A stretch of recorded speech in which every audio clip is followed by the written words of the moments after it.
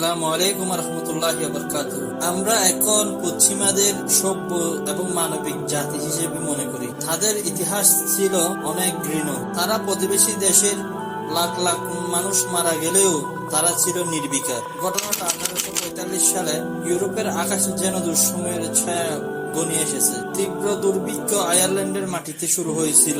মৃত্যু পথযাত্রী ছিল লাখ লাখ মানুষ। লাখ লাখ মানুষ খাবারের অভাবে মারা যাচ্ছে। চারদিকে শুধু বেঁচে থাকার আকুতি, সাহায্যের জন্য আর্তনাদ। এই সময়টাই উসমানীয় সাম্রাজ্যের অর্থাৎ অটোমান সাম্রাজ্যের খলিফা আব্দুল মজিদ ইস্তাম্বুলের মসনদে ছিলেন। দূর থেকে তিনি আয়ারল্যান্ডের এই হৃদয় বিদারক অবস্থার খবর পান। হৃদয় বিদারক এই সংকটে আব্দুল মজিদ যেটা করলেন তা আজও মানুষ কৃতজ্ঞতার সাথে স্মরণ করে। এই গল্পটি তারই মহানুভবতার, এক দূরদেশের মানুষের জন্য এক শাসকের অকৃত্রিম সহানুভূতি। সালটা 1845 সাল। উসমানীয় খেলাফতে তখন খলিফা আব্দুল মজিদের শাসনামল চলছিল। তখন ইউরোপের অবস্থা খুব একটা সুবিধার ছিল না। বিভিন্ন আর্থিক সামাজিক সমস্যা বিপর্যস্ত ছিল অনেক ইউরোপীয় দেশ। আয়ারল্যান্ডে এ সময় দেখা যায় এক ভয়াবহ আলু দুর্ভিক্ষ। তখন আয়ারল্যান্ডবাসীদের প্রথম খাদ্য ছিল আলু। এই সময় আলুতে এক প্রকার মহামারীর রূপ দেখা যায়, যার কারণে হাজার হাজার মেট্রিক টন ফসলাদি জমি নষ্ট হয়ে যাচ্ছিল এবং খাদ্য অভাবে লাখ লাখ মানুষ মারা যাচ্ছিল। পরবর্তীতে এই রূপ এক প্রকার মহামারীর রূপে ধারণ করে এবং ছড়িয়ে পড়ে পুরো আয়ারল্যান্ড জুড়ে। এই আলু দুর্ভিক্ষে আনুমানিক প্রায় 10 লাখ মানুষ মারা যায়।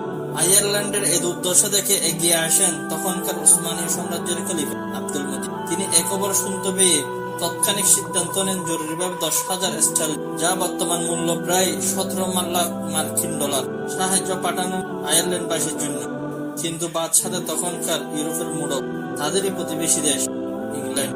গোটা দুনিয়া লুণ্ঠন করে বেড়ানো ইংল্যান্ড নিজেদের অধীনস্থ রাজ্যকে এই দুর্যোগেও মাত্র 2,000 স্টার্লিংকের বেশি সাহায্য করে। তাই তারা বাদশাদের মুসলিম খলিফার সাথে কেন মুসলিম তাদের থেকে 5 গুণ বেশি টাকা দিবে? এ তো ইংল্যান্ডের মানিজ্যদের ব্যাপার। তাই রানী ভিক্টোরিয়া ইস্তাম্বুলকে এই বলে সাবধান করে দেন যে ইংল্যান্ডকে ডিঙ্গিয়ে যদি আয়ারল্যান্ডকে সাহায্য দিতে যাওয়াটা রাজনৈতিক এবং কূটনৈতিক ভাবে বিপজ্জনক হতে পারে, এবং বলেন তাদের যদি সাহায্য করতে মন চায় তাহলে তারা অবশ্যই তাদের অঙ্ক কমিয়ে আনতে হবে, যার 2,000 স্টার্লিং এর কমে নিয়ে আসতে হবে। তাই বাধ্য হয়ে খলিফা সাহায্যের পরিমাণ 1,000 স্টার্লিংকে নামিয়ে আন। এরপরেও এই অর্থের মূল্য ছিল বর্তমান বাজারের দরে প্রায় 1,70,000 মার্কিন ডলার। খলিফা আব্দুল মজিদ এতে সন্তুষ্ট হতে পারল না এবং বারবার চিন্তা করতেছিল আয়ারল্যান্ডবাসীর জন্য, এবং বারবার তার মনে হচ্ছিল যে এই মৃত্যু কূপে পড়ে যাওয়া মানুষগুলোর জন্য এই সামান্য অর্থ কিছুই হবে হয়তো। তাই তিনি সিদ্ধান্ত নেন গোপনে 3টি জাহাজ ভর্তি করে খাবার এবং ত্রাণ পাঠানো, এবং তিনি তাই করলেন। গোপনে 3টি জাহাজ ভর্তি করে খাবার এবং ত্রাণ পাঠালেন আয়ারল্যান্ডের দিকে। গোপনে বহু মাধ্যমে পাঠালেন নগদ অর্থ। মুসলিম ত্রাণ বহরকে ব্রিটিশ সৈন্যরা আটকে দিল ডাবলিন এবং বেলফাস্টে ঢোকার পথে। উসমানীয় সৈন্যরা দমে না গিয়ে ফেরার পথে ডাবলিনের উত্তরে গোপনে ড্রাগেডা নামের একটি ছোট্ট শহরের পাশে তাদের জাহাজগুলো নোঙর করে এবং গোপনে ত্রাণ সামগ্রী সেই শহরের মেয়রের মাধ্যমে আয়ারল্যান্ডবাসীর কাছে পৌঁছে দেয়।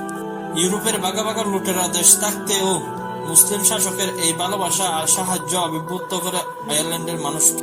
1995 সালে আনুষ্ঠানিকভাবে ড্রাগেডা শহরের মেয়র গডফ্রে খলিফা আব্দুল মজিদের এই সাহায্যের এবং অকৃত্রিম বন্ধুত্বের কথা স্মরণ করে এবং তৎকালীন মুসলিম খেলাফতের সম্মানে একটি স্মৃতিফলক উদ্বোধন করে।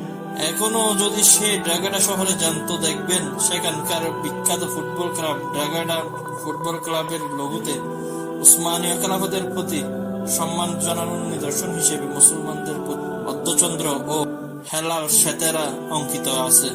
এছাড়াও ড্রাগেডা কোট অফ আর্মসের লোগোতেও অঙ্কিত আছে মুসলিম খেলাফতের গৌরবান্বিত ইতিহাস। আজকে যারা মনে করতেছে মুসলিমরা অসভ্য জাতি, তাদের ধারণা ভুল। তারা যদি আজ ইতিহাস ঘেঁটে দেখে সভ্যতা শুরু হয়েছে মুসলিমের মাধ্যমে। তাই আমরা সঠিক ইতিহাস জানার চেষ্টা করি। তাই চলুন আমরা সঠিক ইতিহাস জানার চেষ্টা করি। ভিডিওটি ভালো লাগলে অবশ্যই লাইক, কমেন্ট, শেয়ার করে পাশে থাকবেন।